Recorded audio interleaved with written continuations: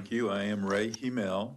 I represent the Texas Public Employees Association, and here in support of the exceptional item request by the Library and Archives Commission with respect to especially and particularly the need for pay increase just about across the board for their employees.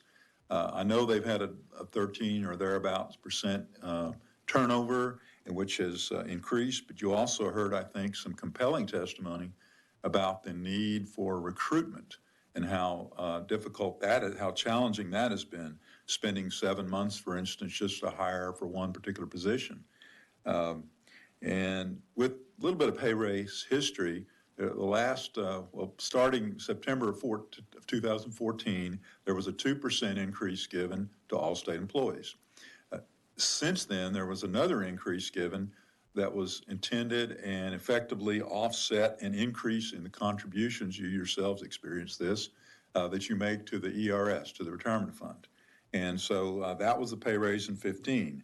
But since that time, there's been about a 27% increase in inflation. And that, as you can imagine, has done great damage to the household budgets of state employees, including those who are primarily based in Austin for this commission. I'd also like to tout the work they do. I mean, they have a responsibility for some very precious, in fact, priceless source materials.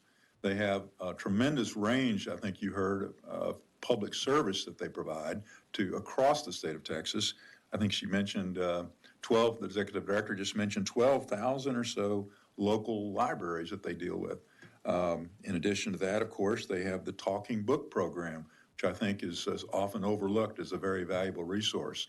So we really want to tell you that we at TPEA support the Texas Public Employees Association. I need to note is the largest and oldest of the state employee organizations, and we represent employees and retirees. Also want to note that with me today in support are Ann Bishop, the executive director of TPEA, and Gina Stannard, and Gina is the Director of Member Relations. They're back in the audience there.